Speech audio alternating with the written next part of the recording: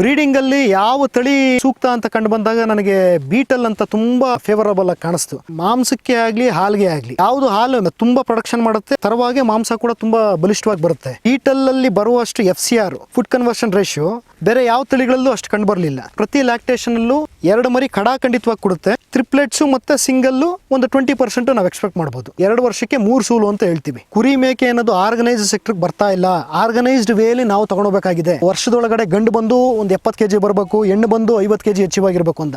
ಎರಡಲ್ಲಿ ಬೀಳೋಷ್ಟೊತ್ತಿಗೆ ಅಷ್ಟು ಅಚೀವ್ ಆಗ್ತಾ ಇಲ್ಲ. ಯಾಕೆಂದ್ರೆ ಇನ್ಬ್ರೀಡಿಂಗ್ ಕಾರಣ. ನಾನು ಯಾಕೆ ಫ್ಯಾಟ್ನಿಂಗ್ ನಿಲ್ಲಿಸ್ತೆ ಅನ್ನೋದು ಇದೇ ಕಾರಣಕ್ಕೆ. ದುಪ್ಪಟ್ಟು ರೇಟ್ ಕೊಟ್ಟು ಮರಿಗಳನ್ನ ಎತ್ಕೊಂಡ್ಬರ್ತೀವಿ. ಮರಿಗಳಲ್ಲಿದ್ದಾಗೆಲ್ಲ ತುಂಬಾ ಚೆನ್ನಾಗಿ ಕಾಣಿಸುತ್ತೆ. ನಾವು ಫ್ಯಾಟ್ನಿಂಗ್ ಮಾಡಿ ಸ್ಟಾರ್ಟ್ ಮಾಡಿದಾಗೆ ಗೊತ್ತಾಗೋದು ಆ ಮರಿ ಯಾಕೆ ಡೆವಲಪ್ಮೆಂಟ್ ಆಗ್ತಾ ಇಲ್ಲ ಅಂತ. ನಾನು ಕೂಡ ನ್ಯೂಟ್ರಿಷನ್ ಕೊಟ್ಟಿದ್ದೀನಿ, ಡಿವರ್ಮಿಂಗ್ ಮಾಡಿದ್ದೀನಿ, ವ್ಯಾಕ್ಸಿನೇಷನ್ಸ್ ಮಾಡಿದ್ದೀನಿ, ಪರ್ಫಾರ್ಮೆನ್ಸ್ ಯಾಕೆ ಬರ್ತಾ ಇಲ್ಲ? 10 ಮರಿನೂ ಈಕ್ವಲ್ ಗ್ರೋತ್ ಯಾಕಿರಲ್ಲ? ಇನ್ಬ್ರೀಡಿಂಗ್ ಕಾರಣ. ಯಾವ ತಂದೆ ಹಾಕಿದ್ರೆ ತಾಯಲ್ಲಿ ಆ ಪ್ಯೂರ್ ಲೈನ್ ಮರಿಗಳು ಇಳಿತವೆ. ರಿಪಿಟೇಷನ್ ಬ್ರೀಡಿಂಗ್ ಸೆಕ್ಟರ್ಗಳಲ್ಲಿ ತಾವು ಯಾಕೆ ಮರಿ ಪರ್ಚೇಸ್ ಮಾಡಬೇಕು ಅಂದ್ರೆ ಜೆನೆಟಿಕ್ಸ್ ಮೇಲೆ, ರೇಸ್ ಮೇಲೆ, ಪಿಡಿಗ್ರಿ ಮೇಲೆ ಕೆಲಸ ಮಾಡಿರ್ತೀವಿ. ಒಂದು ಅನಿಮಲ್ಗೆ ಪ್ರತಿ ದಿನ ಬೇಸಿಕ್ ಆಕ್ಟಿವಿಟಿ ಒಂದು 6-7 ಕಿಲೋಮೀಟರ್ ಮಿನಿಮಮ್ ಅವು ಓಡಾಟದಲ್ಲಿ ಇರಬೇಕು. 1000 ವರ್ಷಗಳಿಂದ ಒಂದು ಮೇಕೆ ಏನೇನ್ ತಿನ್ಬಹುದು ಅನ್ನೋದು ಅರಣ್ಯಕ್ಕೆ ಬಿಟ್ಟಾಗೋ ಇಲ್ಲ ಬೇರೆ ಬೈಲಿಗೆ ಬಿಟ್ಟಾಗೋ ನಿಮ್ಗೆ ಅರ್ಥ ಆಗುತ್ತೆ. ತಲಾಂತರಗಳಿಂದ ಇದನ್ನೇ ತಿನ್ಬೇಕು, ಇದೇ ನನ್ನ ಆಹಾರ ಅಂತ ಅವು ಫಸ್ಟ್ ಇಂದ ಡಿಸೈನ್ ಆಗಿರೋಂಥವ್ನ ಅದನ್ನ ಒಳಗಡೆ ಇಕ್ಕಿ ನಾವು ಹಿಂಡರ್ ಮಾಡಿ ಪ್ರೊಡಕ್ಷನ್ ತಗೊಳಕ್ಕೆ ನಾವು ಟ್ರೈ ಮಾಡಿದ್ರು ಮರಿಗಳ ಪರ್ಫಾರ್ಮೆನ್ಸ್ ವೈಸು ಮತ್ತೆ ಇಮ್ಯುನಿಟಿ ವೈಸು ನಾನು ಅಚೀವ್ ಮಾಡೋಕ್ಕಾಗಲಿಲ್ಲ. 8 ಗಂಟೆಯಿಂದ 4:15ವರೆಗೂ ನಮ್ಮಲ್ಲಿ ಗ್ರೇಸಿಂಗ್ ಮಾಡಿಸ್ತೀವಿ. ಅರಣ್ಯ ಪ್ರದೇಶ ಪಕ್ಕದಲ್ಲಿರೋ ಕಾರಣ ನಮ್ಗೆ ಇನ್ನೂ ಬೆನಿಫಿಷರಿ. ಪ್ರೋಟೀನ್ ಒಳಗಡೆ ಹೋಗಿದ ತಕ್ಷಣ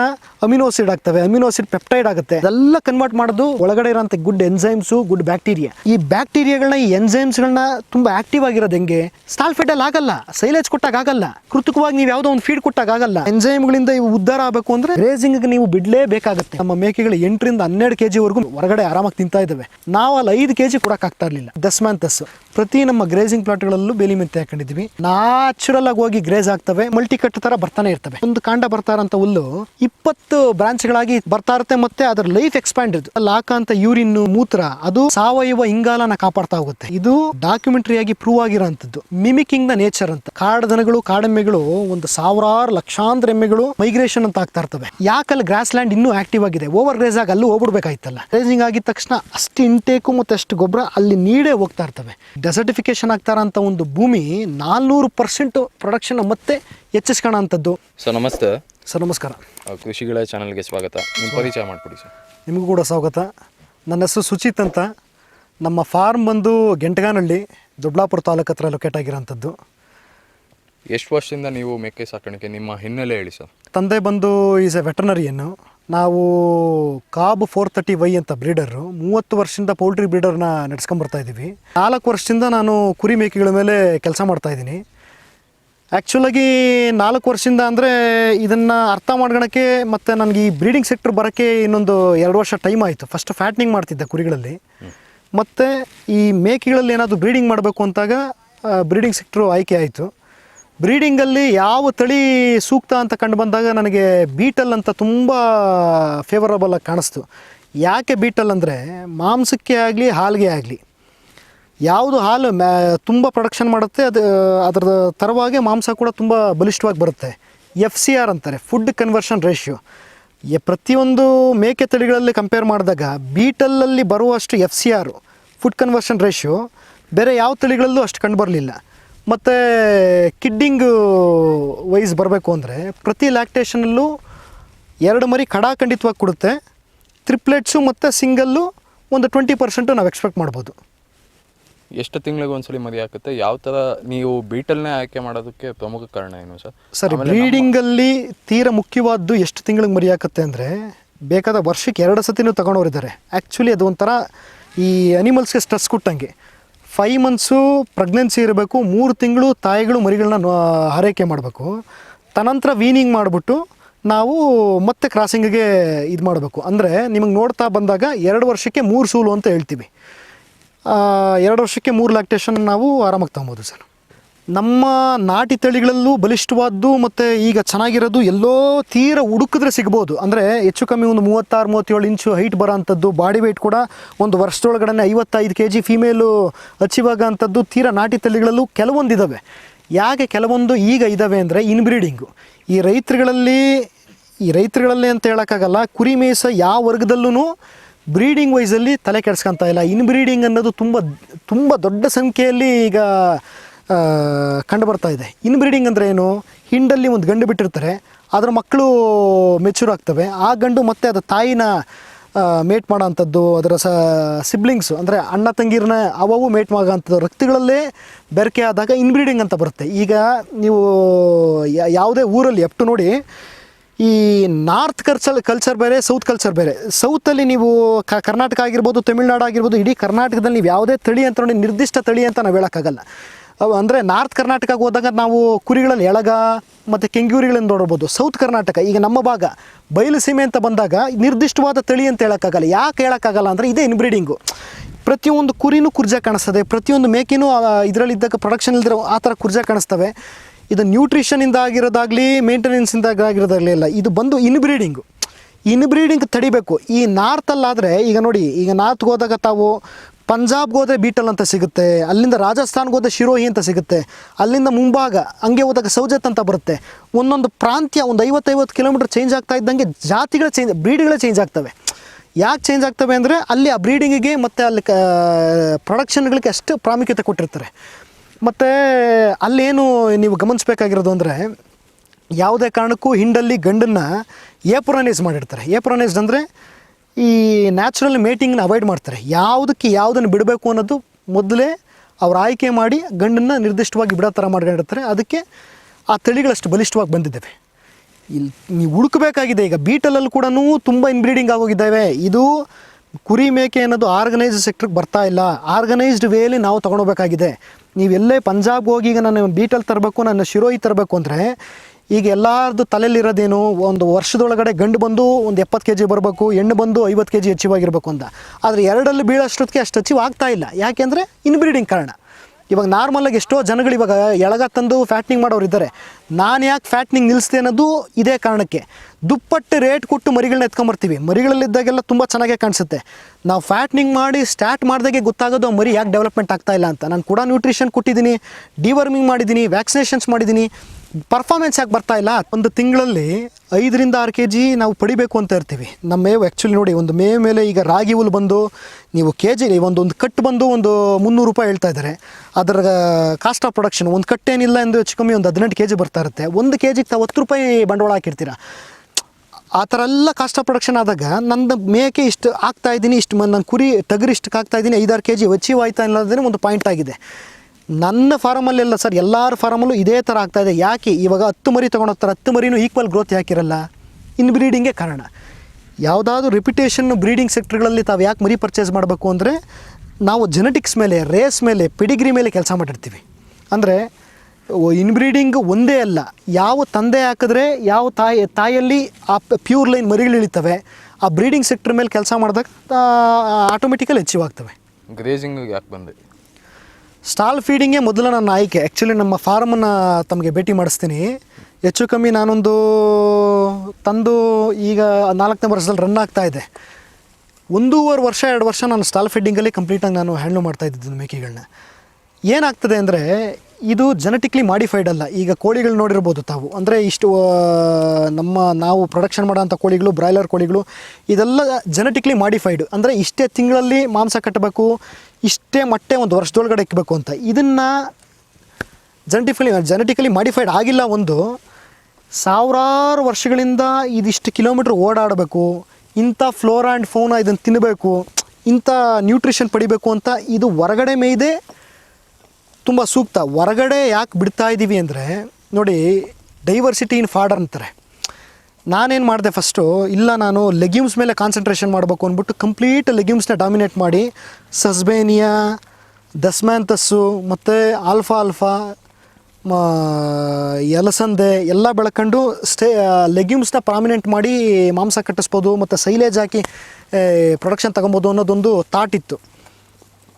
ಮಾಡ್ತಾ ಏನಾಯಿತು ಅಂದರೆ, ಅಬಾರ್ಷನ್ಗಳ ಸಂಖ್ಯೆ ಜಾಸ್ತಿ ಆಯಿತು.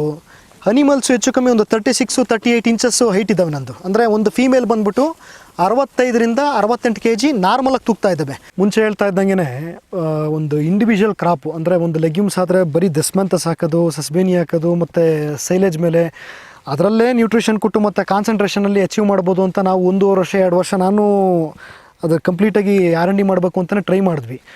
ನಮಗೆ ಕಂಡು ಬಂದಿದ್ದು ಮೇಜರಾಗಿ ಏನು ಅಂದರೆ ಮೇಜರ್ ಅಬಾರ್ಷನ್ಸು ಮತ್ತು ಜಾಯಿಂಟ್ ವೀಕ್ನೆಸ್ ಆಗಿ ಬೀಳೋ ಅಂಥದ್ದು ಅನಿಮಲ್ಸು. ಯಾಕೆ ಅಂತ ಅಷ್ಟು ಅರ್ಥ ಆಗ್ತಾ ಇರಲಿಲ್ಲ ನನಗೆ. ಒಂದಷ್ಟು ಕಡೆ ಭೇಟಿ ಮಾಡಿ ಒಂದಷ್ಟು ಕಡೆ ಓಡಾಡೋದನ್ನು ತಿಳಿತು. ಒಂದು ಅನಿಮಲ್ಗೆ ಪ್ರತಿ ದಿನ 5ರಿಂದ 6 ಕಿಲೋಮೀಟ್ರ್ ಮಿನಿಮಲ್ ಪೆಟ್ರೋಲಿಂಗು, ಅಂದರೆ ಓಡಾಟ. ಇವಾಗ ಒಂದು ಫೀಮೇಲ್ ಆಗಿರ್ಬೋದು, ಒಂದು ಮೇಲ್ ಆಗಿರ್ಬೋದು. ಅದನ್ನು ನಾವೀಗ ಮನುಷ್ಯನ್ನೇ ಲೆಕ್ಕ ಹಾಕೊಂಡಾಗ ನಮಗೆ ಮಿನಿಮಮ್ ಬೇಸಿಕ್ ಆ್ಯಕ್ಟಿವಿಟೀಸ್ ಅಂತ ಇರುತ್ತಲ್ಲ, ಬೇಸಿಕ್ ಆ್ಯಕ್ಟಿವಿಟಿ ಬಂದು ಒಂದು 6-7 ಕಿಲೋಮೀಟ್ರ್ ಮಿನಿಮಮ್ ಅವು ಓಡಾಟದಲ್ಲಿರಬೇಕು. ಸಾವಿರಾರು ವರ್ಷಗಳಿಂದ ಒಂದು ಮೇಕೆ ಏನೇನು ತಿನ್ಬೋದು ಅನ್ನೋದನ್ನು ನೀವು ಅರಣ್ಯಕ್ಕೆ ಬಿಟ್ಟಾಗೋ ಇಲ್ಲ ಬೇರೆ ಬೈಲಿಗೆ ಬಿಟ್ಟಾಗೋ ನಿಮ್ಗೆ ಅರ್ಥ ಆಗುತ್ತೆ. ಎಲ್ಲದಕ್ಕೂ ಹೋಗಿ ಬಾಯಿ ಹಾಕ್ಬಿಡಲ್ಲ. ಈಗ ಮೇಕೆನ ಕಂಪ್ಲೀಟಾಗಿ ಡಿಸೈನ್ ಆಗಿರೋದು ಹಿಂಗೆ. ಈ ಮುಳ್ಳಿರೋ ಅಂಥ ಗಿಡಗಳು, ವೆನಮಸ್ಸು, ಕಂಪ್ಲೀಟ್ ಪಾಯ್ಸನಸ್ ಪ್ಲ್ಯಾಂಟ್ಸ್ಗಳು, ಮತ್ತು ತೀರಾ ಹೈಲಿ ರಿಚ್ ಇನ್ ಲೆಗ್ಯೂಮ್ಸು. ನಾವು ಏನು ನೋಡಿದ್ದೀವಿ, ಸ್ಟೈಲೋ ಹಮಾಟ ಅಂತ ಕೇಳಿದ್ದೀವಿ. ನನಗೇ ಗೊತ್ತಿಲ್ಲದಂಗೆ ನಮ್ಮ ಪ್ರಾಂತ್ಯದಲ್ಲೇ ಸ್ಟೈಲೋ ಫ್ಯಾಮಿಲಿಯಲ್ಲಿ 3 ಜಾತಿ ಇದ್ದಾವೆ. ಸ್ಟೈಲೋಸ್ ಅಂತ ಸಮಾಟ, ಸ್ಟೈಲೋಸ್ ಕ್ಯಾಬ್ರಿಯಾನ, ಸ್ಟೈಲೋಸ್ ಸ್ಕ್ಯಾಬ್ರಾ ಅಂತ. ಅಷ್ಟು ವೆರೈಟಿಗಳು ನಮ್ಮ ಈ ಏನೋ ವೀಡ್ ಏರಿಯಾ ಅಂತಾರಲ್ವ, ಅಂದರೆ ಕಳೆ ಬಂದಿರೋ ಜಾಗದಲ್ಲಿ ನ್ಯಾಚುರಲ್ ಉಟ್ಕೊಂಡಿದ್ದಾವೆ. ಅದನ್ನು ಕಂಡಿಡಿದು ಅವ್ಗೆ ತಿಳಿಸಿದ್ದು ಯಾರು, ಇವು ಇದೇ ತಿನ್ನಬೇಕು ಅಂತ ಗೊತ್ತಾಗಿದ್ದಂಗೆ. ಅದೆಲ್ಲ ಹಂಗಲ್ಲ, ಇದು ತಲಾಂತರಗಳಿಂದ ಇದನ್ನೇ ತಿನ್ನಬೇಕು, ಇದೇ ನನ್ನ ಆಹಾರ ಅಂತ ಅವು ಫಸ್ಟಿಂದ ಡಿಸೈನ್ ಆಗಿರೋ ಅಂಥವನ್ನ ಕೃತಕವಾಗಿ ನಾವು ಅದನ್ನು ಒಳಗಡೆ ಇಕ್ಕಿ ನಾವೆಷ್ಟು ಅದನ್ನು ಹಿಂಡರ್ ಮಾಡಿ ಪ್ರೊಡಕ್ಷನ್ ತಗೊಳಕ್ಕೆ ನಾವು ಟ್ರೈ ಮಾಡಿದ್ರು ನಮಗೆ ಮರಿಗಳ ಪರ್ಫಾರ್ಮೆನ್ಸ್ ವೈಸು ಮತ್ತು ಇಮ್ಯುನಿಟಿ ವೈಸು ನಾನು ಅಚೀವ್ ಮಾಡೋಕ್ಕಾಗಲಿಲ್ಲ. ನಾನು ಹೆಚ್ಚು ಕಮ್ಮಿ ಒಂದು ಪಂಜಾಬಿಂದ ತರಿಸಿದಾಗ ಒಂದು 125 ಪೇರೆಂಟಲ್ನ ತರಿಸಿದ್ವಿ. ಅರೌಂಡ್ಲಿ ನನಗೊಂದು 45 ಅನಿಮಲ್ಸು ಈ ಥರ ಅಬಾರ್ಷನ್ಗಳಾಗಿ ಜಾಯಿಂಟು ವೀಕ್ನೆಸ್ ಆಗಿ ಮಾರ್ಟಾಲಿಟಿ ಬಂದಿದ್ದೇ ಹೆಚ್ಚು. ಇದಕ್ಕೆಲ್ಲ ಕಾರಣ ಹುಡುಕ್ತಾ ಹೋದಾಗ ನಮಗೆ ಸಿಕ್ಕಿದ್ದೇ ಗ್ರೇಜಿಂಗು. ಅಂದರೆ ಏನು, ಇವಾಗ ಕಂಪ್ಲೀಟ್ ಗ್ರೇಜಿಂಗ್ ಮೇಲೇ ಪೂರ್ವಕವಾಗಿ ಬಿಡ್ತಾ ಇಲ್ಲ. ಈಗೇನು ಒಂದು 8 ಗಂಟೆಯಿಂದ 4:15ವರೆಗೂ ನಮ್ಮಲ್ಲಿ ಗ್ರೇಜಿಂಗ್ ಮಾಡಿಸ್ತೀವಿ. ನಮ್ಮಲ್ಲಿ ಪಕ್ಕದಲ್ಲಿ ಅರಣ್ಯ ಪ್ರದೇಶ ಪಕ್ಕದಲ್ಲಿರೋ ಕಾರಣ ನಮ್ಗೆ ಇನ್ನೂ ಬೆನಿಫಿಷರಿ. ನಮಗೆ ಅರಣ್ಯದಲ್ಲಿ ನಮ್ಗೆ ಏನಾಗ್ಬಿಡ್ತವೆ ಅಂದರೆ ಗ್ಯಾದ್ರೆ, ಸ್ಟೈಲೋ ಫ್ಯಾಮಿಲಿಗೆ ಸಂಬಂಧಪಟ್ಟಿದ್ದು. ಈಗ ನಾರ್ಮಲಿ ಉರುಳಿ ಸೊಪ್ಪನ್ನು ನೋಡಿರ್ತೀರ, ಅರಣ್ಯದಲ್ಲೇ ಬೇರೆ ಥರ ಇದೆ, ಕಾಡು ಉರುಳಿ ಅಂತ. ಅದು ಕ್ರಾಪ್ ಕೂಡ ನಿಮಗೆ ವಿಡಿಯೋದಲ್ಲಿ ತೋರಿಸ್ತೀನಿ ನಾನು. ನನಗದೆಲ್ಲ ಆಶ್ಚರ್ಯ ಆಗೋಯ್ತು. ಈ ಉರುಳಿ ಕಾಳು ಅಂದರೆ ಇದೇ ಥರ ಅಲ್ವಾ, ಇದೇನು ಬೇರೆ ಥರ ಇದೆ, ಉರುಳಿ ಥರನೇ ಇದೆ, ಅದು ಉರುಳಿ ಅಲ್ವಲ್ಲ ಅನ್ನೋ ಥರ ಗಿಡಗಳು ಇವೇ ಪತ್ತೆ ಹಚ್ತವೆ. ಮತ್ತು ಈ ಟಚ್ ನಟ್ ಪ್ಲ್ಯಾಂಟ್ ಅಂತಾರಲ್ವ, ಕಂಪ್ಲೀಟ್ ಮುಳ್ಳು, ಅದನ್ನು ನಾವು ಮುಟ್ಟಕ್ಕೂ ಆಗಲ್ಲ. ಮೇಕೆ ಮಾತ್ರ ತಿಂತವೆ ಅದನ್ನು ಹೆಂಗೆ ತಿಂತವೆ ಅದನ್ನು, ಅಂದರೆ ಮೇಕೆಗಳು ಇಂಜಿನಿಯರ್ ಆಗಿರೋದೇ ಈ ಥರ. ಇದನ್ನು ತಿಂದು ಆ ರುಮೆನ್, ಇವಾಗ ಹಸು ಆಗಿರ್ಬೋದು ಮತ್ತು ದನ ಕರುಗಳಾಗಿರ್ಬೋದು, ಲಾರ್ಜ್ ರುಮಿನೆಂಟ್ಸ್ ಅಂತಾರೆ, ಸ್ಮಾಲ್ ರುಮಿನೆಂಟ್ಸ್ ಅಂತಾರೆ. ಆ ಲಾರ್ಜ್ ರುಮಿನೆಂಟ್ಸ್ ಅಂದರೆ ಏನು, ರುಮೆನ್ನು, ಒಬಮೆಸಮ್ಮು, ರೆಟಿಕ್ಯುಲಮ್ಮು, ಒಮೆಸಮ್ ಅಂತ. ಈ ಏನಾಗ್ತವೆ, ಯಾವುದೇ ಒಂದು ಕಡ್ಡಿನೋ ಕಾಂಡನೋ ಗಿಡನೋ ತಿಂದಾಗ ಅಷ್ಟು 4 ಹೊಟ್ಟೆಗಳಲ್ಲಿ ಪರ್ಫೆಕ್ಟಾಗಿ ಇದು ಡಿಗ್ರೇಡೇಷನ್ ಆಗಿ ಇದಕ್ಕೆ ನ್ಯೂಟ್ರಿಯೆಂಟ್ ಸಿಗೋಂಥದ್ದು. ಒಳಗಡೆ ಇರೋ ಎನ್ಸೈಮ್ಸು ಆ್ಯಕ್ಚುಲಿ ಇವಾಗ ಫಾಡ್ರು ಅಂದರೆ ಬರೀ ಕಾನ್ಸಂಟ್ರೇಷನ್ ಕೊಟ್ಬಿಟ್ಟು ಫೀಡ್ ಕೊಟ್ಬಿಟ್ಟು ನಾನು ನ್ಯೂಟ್ರಿಷನ್ ಕೊಟ್ಟೆ ಅನ್ನೋದಲ್ಲ. ಈ ರುಮೆನ್ ಅಂದರೆ 4 ಹೊಟ್ಟೆ ಇರ್ತವೆ ತಿಳ್ಕೊಂಬಿಡಿ. ಮೇಕೆ ಮರಿಗಳಾಗಲಿ, ಮೇಕೆಯಿಂದ ಹಿಡಿದು ದನಗಳಾಗಲಿ ಒಂದೊಂದಕ್ಕೆ ಒಂದೊಂದು, ಅಂದರೆ ರುಮಿನೆಂಟ್ಸ್ ಅಂದರೆ 4 ಹೊಟ್ಟೆ ಇರೋಂಥದ್ದು. ಯಾವುದೇ ಒಂದು ಎಲಿಮೆಂಟ್ ತಿಂದಾಗೂ ಒಳಗಡೆ ಎನ್ಸೈಮ್ಸ್ ಇರ್ತವೆ. ಆ ಎನ್ಸೈಮ್ಸ್ಗಳು ಇದನ್ನು ಇಷ್ಟು ನ್ಯೂಟ್ರಿಷನ್ ಅಮಿನೋ ಆಸಿಡ್ಗಳಾಗಿ, ಇವಾಗ ನೋಡಿ ಪ್ರೋಟೀನ್ ಒಳಗಡೆ ಹೋಗಿದ ತಕ್ಷಣ ಅಮಿನೋ ಆಸಿಡ್ ಆಗ್ತವೆ, ಅಮಿನೋ ಆಸಿಡ್ ಪೆಪ್ಟೈಡ್ ಆಗುತ್ತೆ. ಅದೆಲ್ಲ ಕನ್ವರ್ಟ್ ಮಾಡೋದು ಒಳಗಡೆ ಇರೋಂಥ ಗುಡ್ ಎನ್ಸೈಮ್ಸು, ಗುಡ್ ಬ್ಯಾಕ್ಟೀರಿಯಾ. ಈ ಬ್ಯಾಕ್ಟೀರಿಯಾಗಳನ್ನ, ಈ ಎನ್ಸೈಮ್ಸ್ಗಳನ್ನ ತುಂಬ ಆ್ಯಕ್ಟಿವ್ ಆಗಿರೋದು ಹೆಂಗೆ, ಸ್ಟಾಲ್ ಫೀಡಲ್ಲಿ ಆಗಲ್ಲ, ಸೈಲೇಜ್ ಕೊಟ್ಟಾಗ ಆಗಲ್ಲ, ಕೃತಕವಾಗಿ ನೀವು ಯಾವುದೋ ಒಂದು ಫೀಡ್ ಕೊಟ್ಟಾಗ ಆಗಲ್ಲ. ಇದು ಆ ಎನ್ಸೈಮ್ಗಳು ತುಂಬ ರಿಚ್ ಆಗಿರಬೇಕು. ಆ ಎನ್ಸೈಮ್ಗಳಿಂದ ಇವು ಉದ್ಧಾರ ಆಗಬೇಕು ಅಂದರೆ ನೀವು ಇದು ಗ್ರೇಜಿಂಗಿಗೆ ನೀವು ಬಿಡಲೇಬೇಕಾಗತ್ತೆ. ಸರ್, ಇದು ನಾನು ಹಿಂದೆ ನೋಡ್ತಾ ಇದ್ದೀರಾ, 2.5 ಎಕರೆ ಪ್ಲಾಟ್ಗಳು. ಅದನ್ನು ಹೆಚ್ಚು ಕಮ್ಮಿ 15 ಎಕರೆ ಹಂಗೆ ನಮ್ಮ ಸ್ನೇಹಿತರದ್ದು ಬೆಳ್ಕೊಳ್ತಾ ಇದ್ದೀವಿ. ಪ್ಲ್ಯಾನಿಂಗ್ ಆಫ್ ಗ್ರೇಜಿಂಗ್ ಅಂತಾರೆ. ಅಂದರೆ ಕಂಪ್ಲೀಟಾಗಿ 13 ಎಕರೆಗೂ ಒಂದೇ ಸತಿ ಬಿಟ್ಟು ಬಿಡೋದಲ್ಲ. 1.5 ಎಕರೆ ಅದಕ್ಕೊಂದು ಸ್ಥಿತಿಗತಿಗಳು, ಒಂದು 21 ಡೇಸ್ ರೆಸ್ಟ್ ಪೀರಿಯಡ್ ಬಿಟ್ಟು ಗ್ರೇಜಿಂಗ್ ಮಾಡ್ತಾ ಹೋಗಿ ಇದು ಮಾಡ್ಕೊಂಬರ್ತಾ ಇರೋದು. ಫಸ್ಟು ನಾವು ಏನು ಮಾಡ್ತಿದ್ವಿ ಅಂದರೆ ಇಷ್ಟನ್ನು ಕಟ್ ಮಾಡ್ಕೊಂಡು ಹೋಗೋದು, ಚಾಪ್ ಮಾಡೋದು, ಅಲ್ಲಿ ಹಾಕೋದು. ಅಂದರೆ ಟ್ಯಾಕ್ಟ್ರ್ಗಳು ಲೋಡ್ ಹೋಗ್ತಾ ಇದ್ರು ನಮ್ಮ ಮೇಕೆ ಹೊಟ್ಟೆ, ಅಂದರೆ ನಮ್ಮ ಮೇಕೆಗೆ ಬೇಕಾಗಿರೋದು ಒಂದು, ಈಗ ನಮ್ಮ ಮೇಕೆಗಳು 8ರಿಂದ 12 kgವರೆಗೂ ಮೇಕ್ ಪ್ರೊಕ್ಯೂರ್ಮೆಂಟು ಹೊರಗಡೆ ಆರಾಮಾಗಿ ತಿಂತಾ ಇದ್ದಾವೆ. ನಾವು ಅಲ್ಲಿ 5 kg ಕೊಡೋಕ್ಕಾಗ್ತಾ ಇರಲಿಲ್ಲ. ಅಂದರೆ ಫುಲ್ ಸಫಿಷಿಯೆಂಟ್ ಫೀಡ್ ಕೊಡೋಕ್ಕಾಗ್ತಾ ಇರಲಿಲ್ಲ. ಈಗ ನನ್ನ ಪ್ಲಾಟಲ್ಲೇ ಅಲ್ಲ, ಈಗ ಈ ನಮ್ಮ ಪ್ಲಾಟ್ಗಳೆಲ್ಲ ಕಂಪ್ಲೀಟಾಗಿ ಗ್ರೇಜಿಂಗ್ ಮಾಡ್ತಾ, ಮತ್ತು ನಾವು ಅರಣ್ಯಕ್ಕೆ ಹೋಗಿ ಅಲ್ಲಿಂದ ಗ್ರೇಜಿಂಗ್ ಮಾಡ್ಕೊಂಡು ಇಲ್ಲೇನು ಮಾಡಿದ್ದೀವಿ ಅಂದರೆ ಲೆಗ್ಯೂಮ್ಸ್ ಮಾತ್ರ ಡಾಮಿನೇಟ್ ಮಾಡಿದ್ದೀವಿ. ಲೆಗ್ಯೂಮ್ಸ್ ಅಂದರೆ ದಸ್ಮ್ಯಾಂತಸ್, ಈ ಬೇಲಿ ಮೆಂತೆ ಅಂತಾರಲ್ವ, ಪ್ರತಿ ನಮ್ಮ ಗ್ರೇಸಿಂಗ್ ಪ್ಲಾಟ್ಗಳಲ್ಲೂ ಬೇಲಿ ಮೆಂತೆ ಹಾಕೊಂಡಿದ್ದೀವಿ. ನ್ಯಾಚುರಲಾಗಿ ಹೋಗಿ ಗ್ರೇಸ್ ಆಗ್ತವೆ, ಮತ್ತು ಮಲ್ಟಿ ಕಟ್ ಥರ ಬರ್ತಾನೆ ಇರ್ತವೆ. ನೀವು ಹಿಂದೆ ನೋಡಿರ್ಬೋದು, ಈಗೆಲ್ಲ ಕಡ್ಡಿಗಳ ಥರ ಇದ್ದಾವೆ. ಮತ್ತು ಒಂದು 30-35 ಡೇಸ್ಗಳು ಕಂಪ್ಲೀಟು ಅವು ಲೀಫ್ ಶೆಡ್ಡಿಂಗ್ ಮಾಡಿ ತುಂಬ ಪ್ರೊಡಕ್ಷನ್ ಬರ್ತಾ ಇರ್ತವೆ. ಇದನ್ನು ನಾನು ಇನ್ನೊಂದು ಹೇಳೋಕ್ಕೆ ಇಷ್ಟಪಡ್ತೀನಿ. ಫಸ್ಟು ನಾವೇನು ಮಾಡ್ತಿದ್ವಿ ಅಂದರೆ, ನಾನು ಕೂಡ DAP ಯೂರಿಯಾ ಹಾಕಿ ಪ್ರೊಡಕ್ಷನ್ ತಗೊಬೇಕು ಅನ್ನೋ ಹುಚ್ಚಲ್ಲಿ ಮಾಡ್ತಾನೇ ಇದ್ದೆ. ನನಗೆ ಆ್ಯಲೋನ್ ಸೇವರಿ ಅಂತ ಒಬ್ಬ ಜಿಯಾಲಜಿಸ್ಟು, ಇನ್ನೊಂದು ಸತಿ ಹೇಳ್ತಾ ಇದ್ದೀನಿ, ಆ್ಯಲೋನ್ ಸೇವರಿ ಅಂತ, ಅವ್ರದ್ದೊಂದು ಇಂಟರ್ವ್ಯೂ ನೋಡ್ತಾ ಇದ್ದೆ. ಅವರು ಕಂಪ್ಲೀಟು ವೈಲ್ಡ್ ಆಫ್ರಿಕಾ ಅಂದರೆ ಸದರ್ನ್ ಆಫ್ರಿಕಾ ಅವರೆಲ್ಲ ಸರ್ವೆ ಮಾಡಿ, ಈಗ ಡೆಸರ್ಟಿಫಿಕೇಷನ್ ಅಂತ ಈ ಮೇಯ್ನ್ ನಮ್ಮ ಇಡೀ ಗ್ಲೋಬ್ಗೆ ಹರಡಿರೋದು ಮತ್ತು ದೊಡ್ಡ ಪ್ರಾಬ್ಲಮ್ಮು ಅಂದರೆ ಡೆಸರ್ಟಿಫಿಕೇಷನ್. ಯಾಕೆ ಮಣ್ಣು ಫಲವತ್ತತೆ ಕಳ್ಕೊಂತ ಇದೆ, ಯಾಕೆ ಮಣ್ಣು ಡೆಸರ್ಟಿಫೈಡ್ ಆಗ್ತಾ ಇದೆ, ಮರುಭೂಮಿಯಾಗಿ ಮಣ್ಣು ಯಾಕೆ ಸೇರ್ಪಡೆ ಆಗ್ತದೆ ಅಂತ ಅವರು ಅವರ ಬಿಗಿನಿಂಗ್ ಡೇಸ್ಗಳಲ್ಲಿ ಗ್ರೇಸಿಂಗ್ ಅಂದರೆ ಇವಾಗ ಹ್ಯೂಜ್ ಗ್ರೇಸಿಂಗಿಂದ ಈ ಗ್ರಾಸ್ ಲ್ಯಾಂಡ್ಗಳು ಹಾಳಾಗ್ತಾ ಇದ್ದಾವೆ.